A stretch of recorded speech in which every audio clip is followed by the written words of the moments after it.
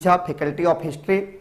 I am going to teach UGC net history, और जो मैं काफ़ी सालों से दिल्ली यूनिवर्सिटीज़, कुछ कॉलेजेस और इंडिया के बहुत सारे कॉलेज यूनिवर्सिटीज़ में मैं पढ़ा रहा हूँ, गाइडलाइन दे रहा हूँ। तो मैं आप लोगों को UGC नेट GRF के बारे में को बताऊंगा और बताऊंगा कि GRF हम कैसे क्वालिफाई करें। और इस प्लेटफॉर्म के माध्यम से, यानी मोविशाला प्लेटफॉर्म के माध्यम से आपको सारी सुविधाएं, सारे हेल्प प्राप्त होगा, जिसमें doubt clear class, study materials, सारा कुछ आपको प्राप्त होगा। इतना तो आप लोग जानते हैं, UGC नेट का जो सिलेबस जो है, UGC नेट का जो सिलेबस है वो आप जानते हैं। और इसका सिलेबस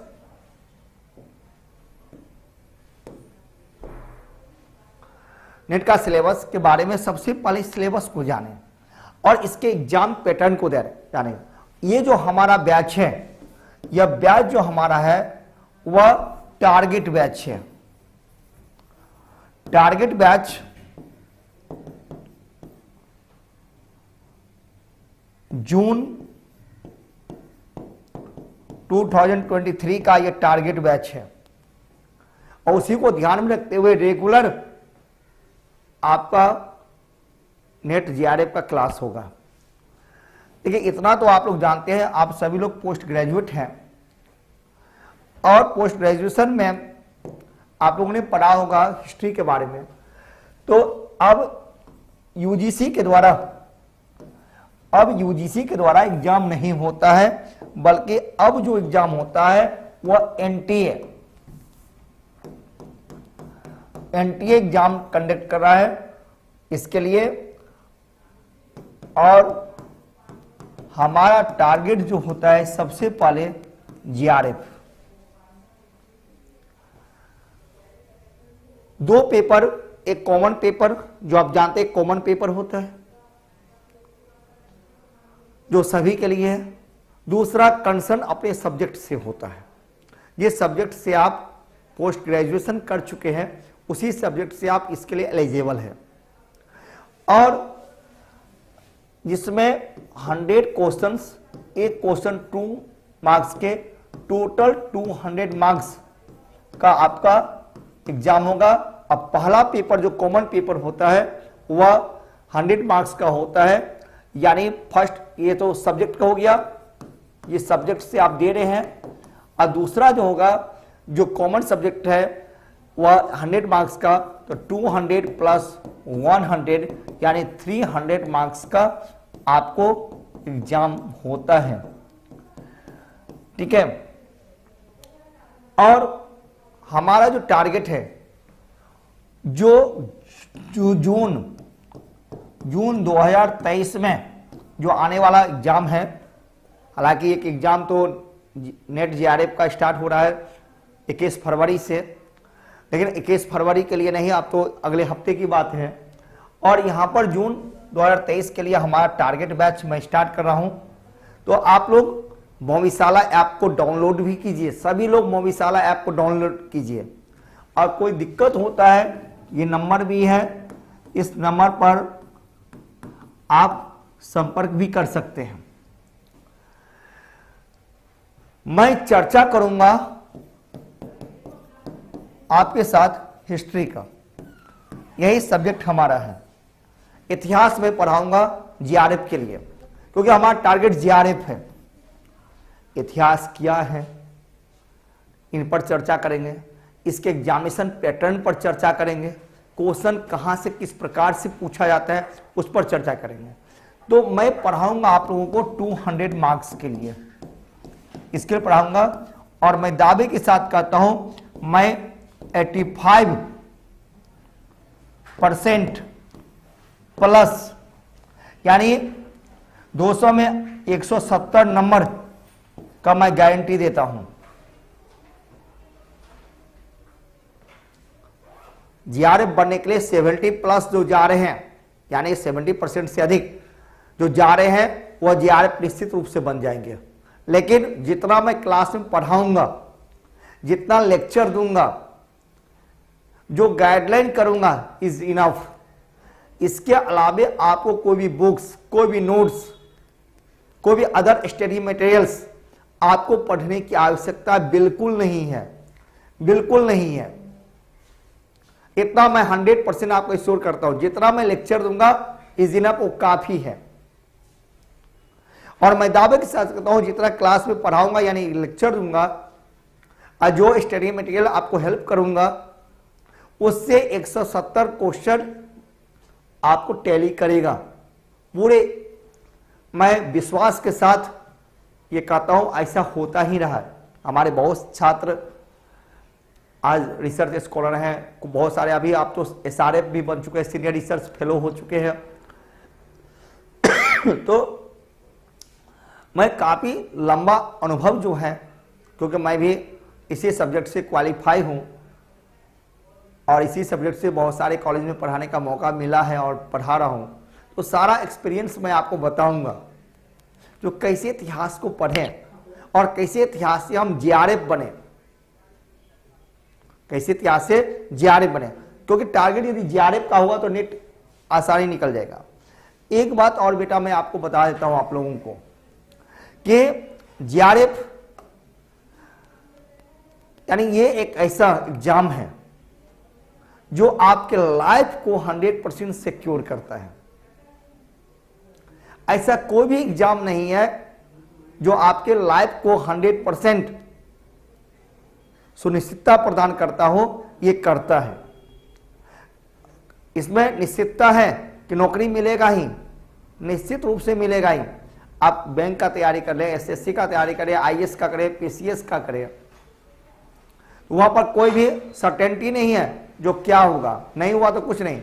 यदि ये एग्जाम आप तैयारी करते हैं और नेट या JRF दोनों में से कोई भी एक निकला, आपका लाइफ 100% सेटल हो गया। यही एक एग्जाम है जो आपके लाइफ को सेटल करता है। आप JRF बन गए, स्टाइपेंड मिलना स्टार्ट होगा, सारे हो जाएंगे, बाद में 40,000 स्टाइपेंड मिलेगा और फिर उसके बाद कहीं ना कहीं कॉलेज में लग ही जाएंगे। पूरे ऑल इंडिया में कहीं ना कहीं एडहॉक एग्जाम में तो तुरंत हो जाता है, एडहॉक में भी हो गया तो आप 60-70 हजार रुपया आपको मिलेगा।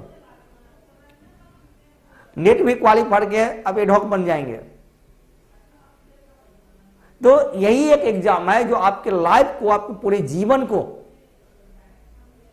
सुनिश्चितता प्रदान करता है, कहीं आपको भटकने नहीं देगा। इसीलिए मैं आप सभी जो पोस्ट ग्रेजुएट जितने भी स्टूडेंट हैं या जो पोस्ट ग्रेजुएशन कर चुके हैं या जो परसुइंग है यानी जो पोस्ट ग्रेजुएशन कर रहे हैं, मैं कहूंगा कि आप नेट JRF की तैयारी करें। इतिहास विषय के छात्र को और मैं आग्रह करता हूं करें और हमसे जुड़ें।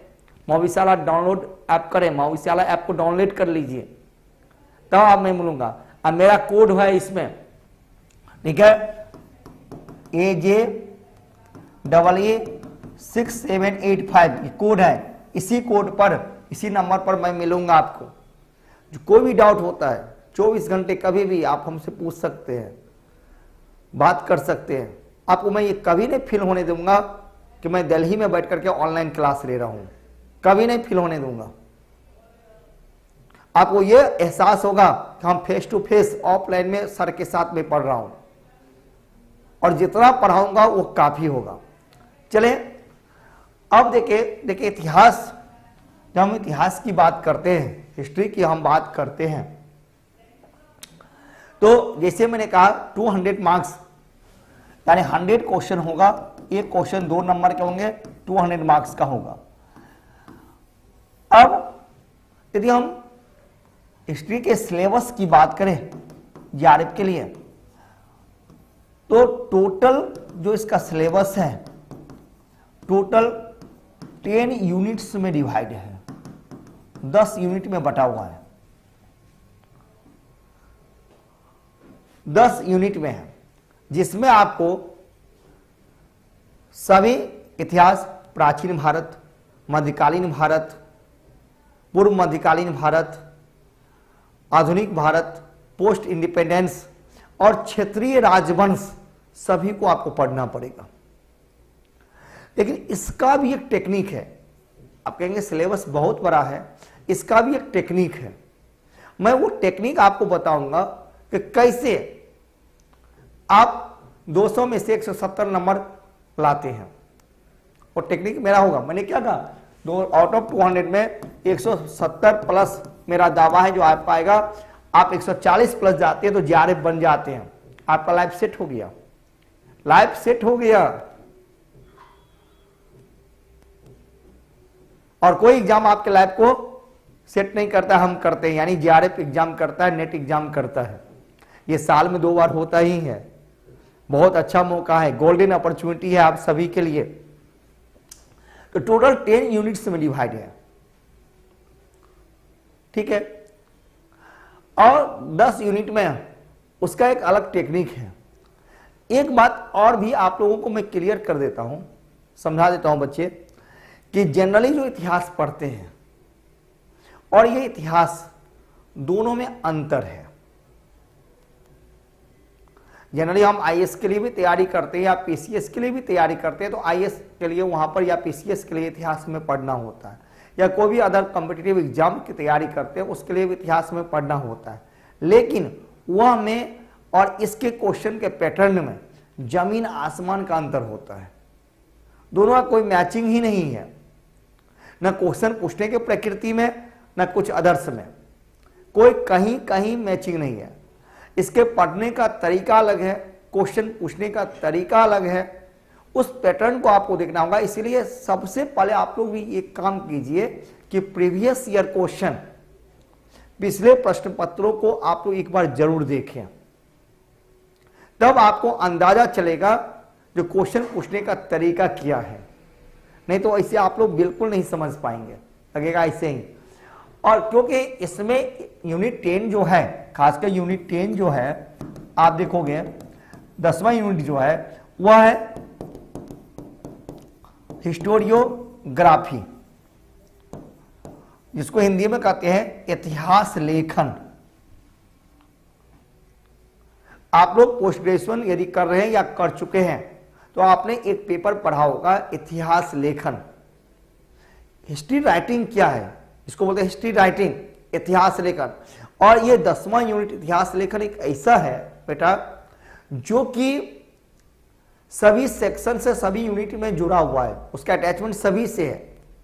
यदि हम प्राचीन भारत पढ़ते हैं तो वहां भी इतिहास लेखन है, चाहे हम सिंधु घाटी सभ्यता पढ़े, आर्य के बारे में पढ़े, या अशोका को पढ़े, या अदर्स पढ़े, तो वहां भी इतिहास लेखन है। क्योंकि इतिहासकारों का अपने अपने विचार हैं वहां पर, किस प्रकार से अशोक के इतिहास को लिखा गया, या समाज, प्राचीन भारत के सामाजिक और आर्थिक इतिहास का लेखन किस प्रकार से किया गया, उसमें इतिहास लेखन में, क्योंकि अलग अलग है, अलग अलग इतिहासकार हैं। यदि कोई मार्क्सवादी इतिहासकार है, मार्क्सिस्ट जिसको हम लोग कहते हैं, कि मार्क्सवादी इतिहासकार का अलग विचार है, और राष्ट्रीय इतिहासकार का, नेशनलिस्ट हिस्टोरियन जो है, राष्ट्रीय इतिहासकार कुछ और कहते हैं, और जो उपनिवेशवाद इतिहासकार यानी कि यूरोपियन इतिहासकार, यूरोपियन जो इतिहासकार हैं उनका कुछ और कहना है। तो सभी ने अलग अलग तरह, मार्क्सवादी history of writing, nationalist history of writing, and Cambridge school of history of writing, Oxford school of history of writing, and एक और है सबअल्टर्न, ठीक है, subaltern history of writing, history of writing. अलग अलग तरीके से इतिहास लेखन हुआ है, और इसी से संबंधित यूजीसी नेट जीआरएफ में क्वेश्चंस होता है। यह बात हमें आईएएस में नहीं पढ़ना है, पीसीएस में नहीं पढ़ना है, लेकिन यूजीसी नेट में पढ़ना है। क्वेश्चन तो डिस्क्रिप्टिव नहीं होता है, इसमें भी एमसीक्यू फॉर्म में क्वेश्चन होता है, मल्टीपल चॉइस क्वेश्चन होता है, एमसीक्यू फॉर्म में क्वेश्चन है, ठीक है ना। पहले होता था, बहुत पहले डिस्क्रिप्टिव एग्जाम होता था, लिखना पड़ता था जीआरएफ के लिए, 3 पेपर होता था। अब तो ऑनलाइन हो चुका है, 2 ही पेपर है, एक कॉमन पेपर है, एक अपने सब्जेक्ट से संबंधित पेपर है, जिससे आप क्वालिफाई करेंगे, जिससे आप जीआरएफ पढ़ेंगे, प्रोफेसर बनेंगे। असिस्टेंट लेक्चरर तो तुरंत बन जाएंगे, 100% बनेंगे। तो यहाँ पर तो ये जो इतिहास में सबसे बड़ी बात नेट में पढ़ना होता है क्या, हिस्टोरियोग्राफी, जिसको बोलते हैं इतिहास लेखन। और इतिहास का जो लेखन है अलग अलग तरीकों से किया गया है। जैसे मैंने कहा मार्क्सिस्ट कुछ और कहते हैं, नेशनलिस्ट हिस्टोरियन राष्ट्रीय इतिहासकार कुछ और लिखते हैं, और हमारे जो उपनिवेशवादी इतिहासकार हैं यानी ब्रिटिश यूरोपियन इतिहासकार कुछ और लिखते हैं। तो उसी से संबंधित विचार और मते हमारे क्वेश्चंस में होता है। अब यदि अशोक के बारे में मार्क्सिस्ट कुछ और लिखते हैं, चाहे वो रोमिला थापर हो या कुछ और है, राष्ट्रीय इतिहासकार कुछ और कहते हैं, उपनिवेशवादी कुछ और कहते हैं, तो बहुत सारे इतिहासकार, जैसे मान लो हम राष्ट्रीय इतिहासकार की बात करें, केपी जायसवाल, भंडारकर, ऐसे इतिहासकार कुछ अलग अलग तरीके से लिखे हैं। वहीं मार्क्सवादी कुछ और कहते हैं। तो इस विचारधारा से संबंधित क्वेश्चंस पूछने का पैटर्न जो है वह जीआरएफ के एग्जामिनेशन में होता है। इसको आप समझ लिए तो समझो आपका बेड़ा पार है, यानी आपका रिजल्ट 100% है। और एक बात मैं ये भी बता देता हूं बेटा कि आज के समय में जीआरएफ पास करना पहले के कंपेयर में बहुत इजी हो गया, बहुत आसान हो गया है। पहले बहुत कठिन था, अब आसान हो गया है, क्योंकि अब पहले 2-2, 3-3 पेपर होता था, अब एक ही पेपर है, वो भी एमसीक्यू फॉर्म में है, तो आप इजीली पास कर सकते हैं। वो टेक्निक मैं बताऊंगा आपको, ठीक है। और इसमें जैसे कि हम यूनिट 1 की बात करें, हम यूनिट जैसे 1 की बात करें तो यूनिट 1 हमारा हिस्ट्री ऑफ एंशिएंट इंडिया है। हिस्ट्री ऑफ एंशिएंट इंडिया होता है, और इसमें हम सबसे बड़ा जो है वो पढ़ते हैं, सोर्सेज को पढ़ते हैं, भारतीय इतिहास के स्रोत को पढ़ते हैं। हालांकि आपको होगा भारतीय इतिहास के स्रोत तो और एग्जाम में होता है, लेकिन यह अलग तरीके से पढ़ना होगा। और इसी सोर्सेज को हम अलग अलग भागों में क्या करते हैं, क्लासिफाइड करते हैं। जैसे कि आर्कियोलॉजिकल सोर्सेज, जिसको हम लोग कहते हैं, यानी कि पुरातात्विक स्रोत, एंड लिटरेरी सोर्सेज हम कहते हैं, यानी साहित्यिक स्रोत, एंड फॉरेन अकाउंट्स, विदेशी यात्रियों का वर्णन, ठीक है, लेखकों का वर्णन। अब यदि हम आर्कियोलॉजिकल सोर्सेज की बात करते हैं तो आर्कियोलॉजिकल सोर्सेज में बहुत सारा पढ़ना होता है, जैसे inscriptions, coins, monuments, architectures and sculptures, इन सारा कुछ हमें पढ़ने को मिलता है इसमें, अब पढ़ना पड़ेगा। अब इन सभी के अभिलेख है, जैसे मैंने क्या कहा, यदि हम बात करूं, थोड़ा सा आपको हिंट दे देता हूं कि आर्कियोलॉजिकल सोर्सेज की हम बात करें, जिसको हिंदी में हम लोग कहते हैं पुरातात्विक स्रोत की बात करें, तो पुरातात्विक स्रोत जैसे हो गया इंस्क्रिप्शंस। अब इंस्क्रिप्शन जो है यानी अभिलेख जो हैं, तो अभिलेख को हम लोग डिवाइड करके पढ़ेंगे। जैसे हम लोग पढ़ते हैं शिलालेख, रॉक एडिट्स इंस्क्रिप्शंस, इसको बोलते हैं रॉक एडिट्स इंस्क्रिप्शंस। और जैसे कि दूसरा हम कहते हैं कॉपर प्लेट, तो कॉपर प्लेट इंस्क्रिप्शन यानी ताम्रपत्र अभिलेख ये भी है। और यदि हम तीसरा देखते हैं कि आयरन पिलर इंस्क्रिप्शन, जिसको हम लोग कहते हैं लो स्तंभ अभिलेख, ठीक है। यदि यह देखते हैं, अब यदि हम शिलालेख ही पढ़ें तो हमें पढ़ना पड़ेगा, बहुत लंबा पढ़ना पड़ेगा, किस अभिलेख में किस शासक के बारे में वर्णन किया गया है और उस अभिलेख किस भाषा में लिखा हुआ है, किस शैली में लिखा हुआ है। जैसे मान लें हम बात करें ये फॉर एग्जाम्पल क्वेश्चन इस टाइप से आता है कि प्रयाग प्रशस्ति इंस्क्रिप्शंस, प्रयाग प्रशस्ति अभिलेख सभी एग्जाम में पढ़ते हैं। इस अभिलेख को लिखने वाला कौन है? हरिसेन। हरिसेन सब जानते हैं, हरिसेन थे समुद्रगुप्त के court poet, he was the court poet of the Samudragupta, Samudragupta के राज कवि थे, इतना सभी जानते हैं। लेकिन इसमें क्वेश्चन जो नेट जीआरएफ अलग तरीके से होता है। इसमें क्वेश्चन जो होगा तो क्वेश्चन क्या होगा कि यह किस शैली में, जैसे संस्कृत में लिखा हुआ है, लिखा भी लिखा है, और ये चंपू काव्य स्टाइल में लिखा हुआ ये इंस्क्रिप्शन है। इस टाइप से क्वेश्चन आया हुआ है। इतना तो सभी जानते हैं कि इसमें समुद्रगुप्त के विजय अभियानों के बारे में बताया गया, किस प्रकार से समुद्रगुप्त ने उत्तरी भारत दक्षिणी भारत पर विजय अभियान किया था उसके बारे में। लेकिन मैंने क्या कहा कि जीआरएफ नेट के क्वेश्चंस पूछने का जो पैटर्न होता है वह बिल्कुल अलग होता है, रिसर्च मेथोलॉजी टाइप से। आप रिसर्च स्कॉलर बनने जा रहे हैं, राइट? आप रिसर्च स्कॉलर बनने जा रहे हैं तो क्वेश्चन तो उसी टाइप से होगा ना? नहीं, जब तक आप पैटर्न को नहीं समझेंगे एग्जाम कैसे पास करोगे? जनरली इतिहास पढ़ लोगे तो जीआरएफ नहीं निकलेगा। मैं सत्य बात आपको बता रहा हूं, नहीं निकलेगा, बिल्कुल नहीं निकलेगा। इसके एग्जाम पैटर्न को फॉलो करते हुए पढ़ेंगे तो मैं दावे के साथ कहता हूं, पूरे विश्वास के साथ कहता हूं, फर्स्ट अटेम्प्ट में आप जीआरएफ क्वालिफाई कर जाएंगे।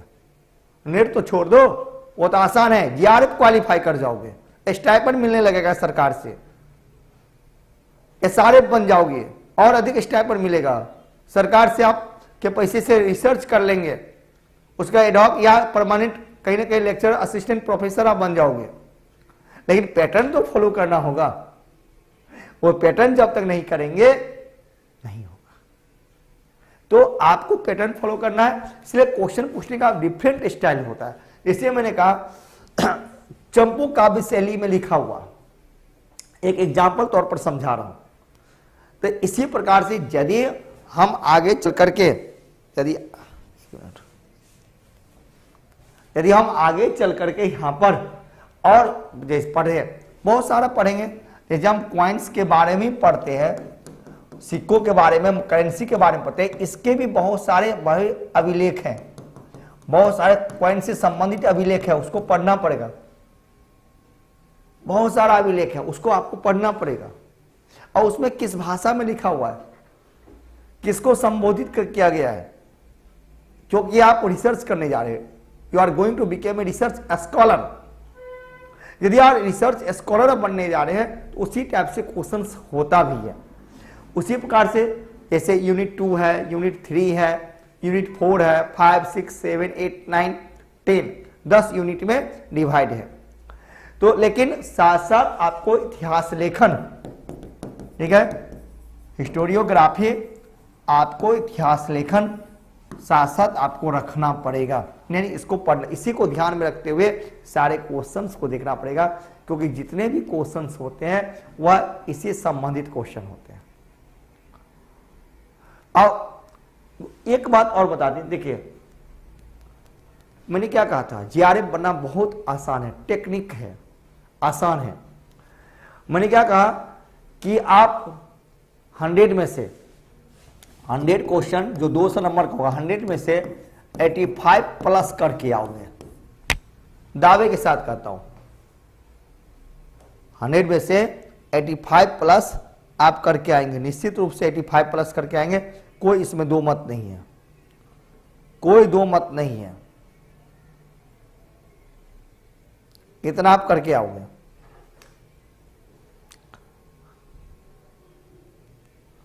ठीक, और इसके लिए टेक्निक देखो, जैसे इंस्क्रिप्शंस वगैरह से, इंस्क्रिप्शंस केवल पार्ट 1 को यूनिट 1 से ही नहीं है, इंस्क्रिप्शन जो है वह यूनिट 1 के साथ साथ बहुत सारे यूनिट को कवर करता है उसका पढ़। जैसे कि अब हमें जब इंस्क्रिप्शंस पढ़ते हैं तो उत्तर से दक्षिण भारत के जितने भी शासक हैं, चाहे चेर, चोल, पांड्य, के साथ साथ उसके बाद जो दक्षिण भारत के राज्य हैं, Pallavas, Rashtrakutas, the Chola empire और चालुक्याज, सभी के अभिलेख एक साथ होगा। तो यूनिट 2, 3, 4 भी इसमें कवर हो जाते हैं, बहुत सारे पार्ट कवर होते हैं। टेक्निक है टोटल पूरे प्राचीन भारत के पूरे इंस्क्रिप्शंस को देखें तो इंस्क्रिप्शन से ही लगभग अबाउट 10 क्वेश्चंस, इंस्क्रिप्शन यानी से लेकर के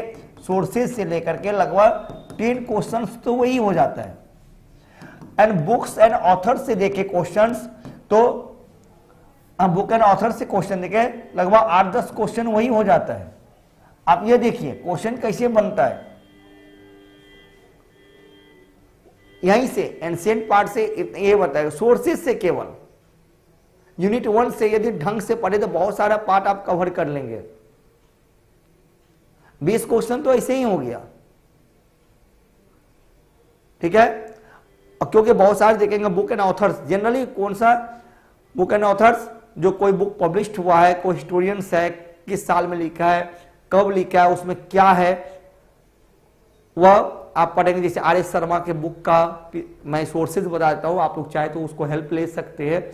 आर एस शर्मा की जो बुक है उसका जो पिछला जो 8-10 पेज है उसको आप देखें तो वो मिल जाएगा आपको, उससे 8-10 क्वेश्चन बन सकते हैं। उसके बाद कोई संस्कृत बुक एंड ऑथर्स है, वहां से क्वेश्चन तो 10-10 प्लस 30 क्वेश्चन, 30 क्वेश्चन तो केवल सोर्सेज से हम बनाते हैं, यानी 60 नंबर तो ऐसे ही आ गया। अभी तो पूरा हिस्ट्री बाकी है। जब इतना ही से 30 क्वेश्चन हम बना लेते हैं तो बाकी से 40-50 क्वेश्चन नहीं बन जाएगा। अब बताओ बन जाएगा कि नहीं? तब तो इसमें घबराने की बात, इसलिए टेक्निक है आगे, और टेक्निक मैं बताऊंगा, और वो टेक्निक इतना बता दूंगा जो आसानी से आप जीआरए परीक्षा निकाल सकते हैं। तो आप लोग जल्द से जल्द, जितना अधिक हो जल्दी हो, आप इंतजार नहीं करें। जून में पेपर होने वाला है। ये हमारा, मैंने पहले कहा कि टारगेट बैच है। ये हमारा क्या है? टारगेट बैच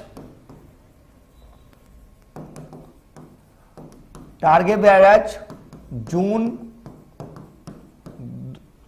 2023 के लिए टारगेट बैच मैं गारंटी के साथ, दावे के साथ कहता हूं, जीआरएफ नेट हिस्ट्री आप पास कर जाओगे।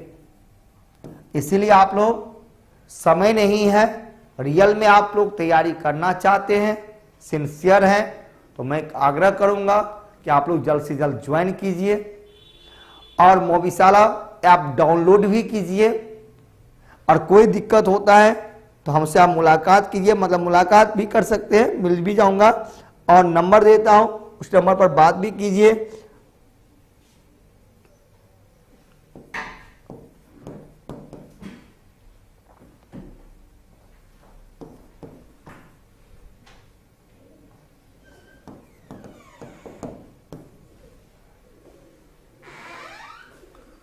ओके, तो बस आज इतना ही, और हमारी शुभकामनाएं हैं। बेस्ट ऑफ लक, मिलते हैं जल्द, कल से ही।